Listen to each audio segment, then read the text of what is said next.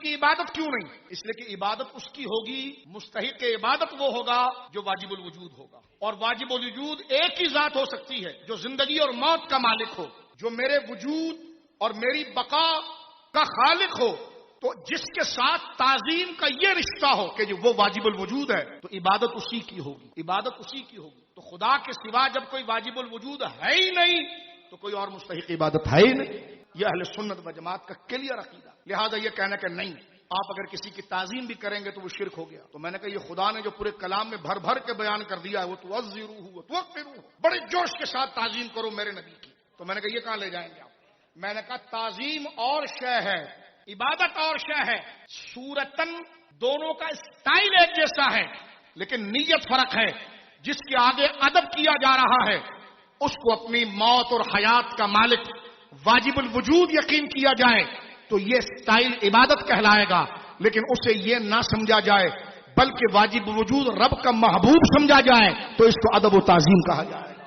دیکھیں یہی ہاتھ اگر باندھے ابو کے سامنے، امی کے سامنے تو تعظیم ہے، اور یہی نماز میں باندھے تو عبادت ہے، اسٹائل ایک ہی ہے۔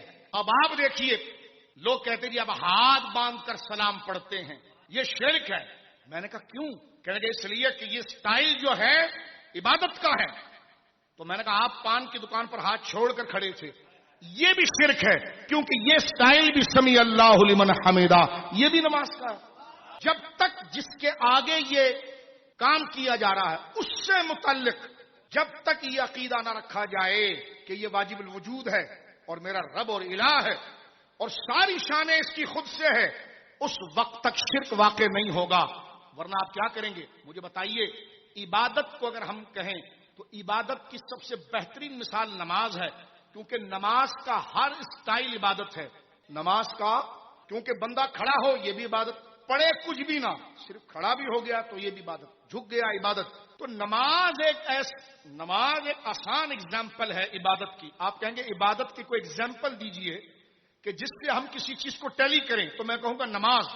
پھر نماز کے اندر ایک رکن ہے سجدہ، تو کیا بتاؤ فرشتوں نے حضرت آدم کو نہیں کیا تھا؟ اب سجدہ رب کو ہو اور ادھر فرشتوں نے حضرت آدم کو کیا، اور وہ کیا خود سے نہیں، رب نے خود کہا تھا وَإِذْ قُلْنَا، اور کہا بھی تعظیمی انداز میں۔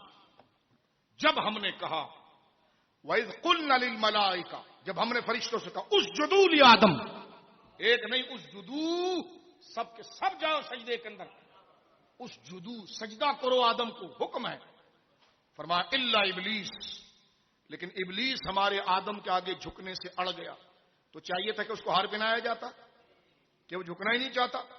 جو جھک گئے خدا نے ان کو نواز دیا، جو اڑ گئے فرمایا وَكَانَ مِنَ الْكَافِرِينَ۔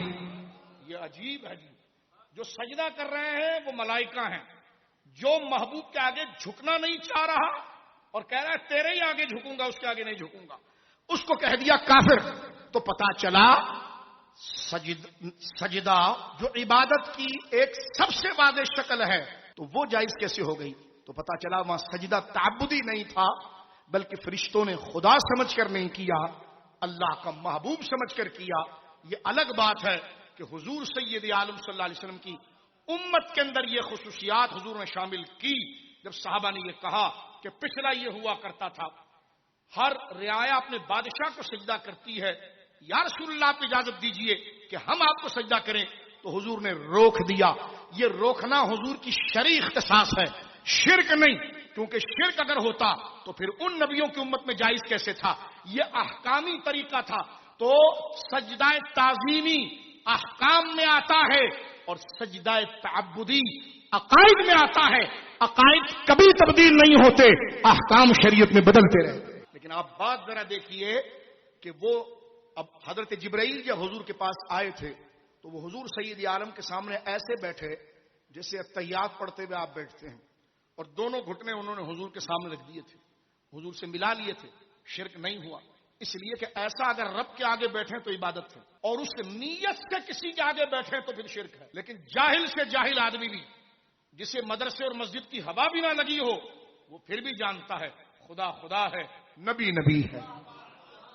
یہ غلط فہمی خدا کے واسطے امت کے لیے نکال دیجیے دل سے، کیونکہ حضور سید عالم نے فرمایا تھا میری امت میں سب سے بڑا جو فتنہ آئے گا، ان فتنوں میں سب سے بڑا فتنہ آئے گا کہ لوگ شرک فتوے لگانے والے شروع ہو جائیں گے۔ مسند ابی یعلا کے اندر یہ صحیح حدیث موجود ہے، تفسیر ابن کثیر کے اندر یہ صحیح حدیث موجود ہے. نبی پاک نے فرمایا ان مما تخوف علیکم الرجل یقرأ القرآن. حضور نے فرمایا مجھے ڈر لگتا ہے میری امت کے لیے ایک بندے کے بارے میں سے جو قرآن پڑھے گا، یہاں تک کہ قرآن کی رونق اس کے چہرے پر نظر آئے گی، اور ایک وقت ایسا آئے گا کہ وہ اپنی اس تعلیمات سے پھر جائے گا. وہ سعی علی جارہ بالسیف، اور میری امت پر وہ تلوار اٹھا کر قتل کرنا شروع کر دے گا. جب اس سے پوچھیں گے لوگ کہ بھائی کیوں مار رہے ہو لوگوں کو، وَرَمَاهُ بِالشِّرْكِ، وہ فتویٰ دے گا یہ سب مشرک تھے. حضرت حذیفہ بن یمان جو حضور کے رازدار صحابی ہیں، فوراً انہوں نے حضور سے پوچھا یا رسول اللہ قیامت کے قریب جو یہ ہوگا کہ جو لوگ قرآن پڑھیں گے لیکن پھر لوگوں کی گردن ماریں گے اور اس کی وجہ بنائیں گے کہ یہ شرک کر رہے ہیں، تو انہوں نے سوال کیا ایہما اولا بالشرک الرامی والمرمی، یا رسول اللہ شرک کرنے والا کون ہوگا، مارنے والا یا جو لوگ شہید ہو رہے ہیں وہ؟ سرکار نے فرمایا بلی رامی، میری امت میں یہ چیز نہیں ہوگی، مارنے والا خود مشرک ہوگا. تو اب آپ دیکھیں نبی پاک نے جہاں قیامت کے قریب میرے بزرگوں دوستوں دیگر فتنوں کے بارے میں بتایا، اس میں ایک بڑا فتنہ یہ تھا کہ کچھ لوگ اپنے علم پر گھمنڈ کر کے، اپنے تقوی پر گھمنڈ کر کے، اپنے چند دنوں کی عبادتوں پر گھمنڈ کر کے امت پر شرک کا فتویٰ لگائیں گے. اس فتنے کے بارے میں حضور سید عالم نے 1500 سال پہلے ہی بتا دیا تھا. اس لیے آپ دیکھتے ہیں منافقین نے رسول اللہ پر شرک کا فتویٰ لگایا، معاذ اللہ. خوارج نے مولا علی پر شرک کا فتویٰ لگایا کہ تم نے حکم کیسے بنا لیا. لیکن مجھے بتاؤ یہ پاک ذات تو خود توحید کا نور ہے، جب ظالموں کی بولیوں سے یہ توحید کا نور محفوظ نہیں رہا تو ہم اس نور کی روشنی میں چلنے والے کمزور لوگوں پر اگر یہ تانا آئے تو ہمیں بھی پرواہ نہیں کرنی چاہیے، کیونکہ ان ظالموں نے توحید کے اصل انوار والے مولا کائنات کو نہیں چھوڑا،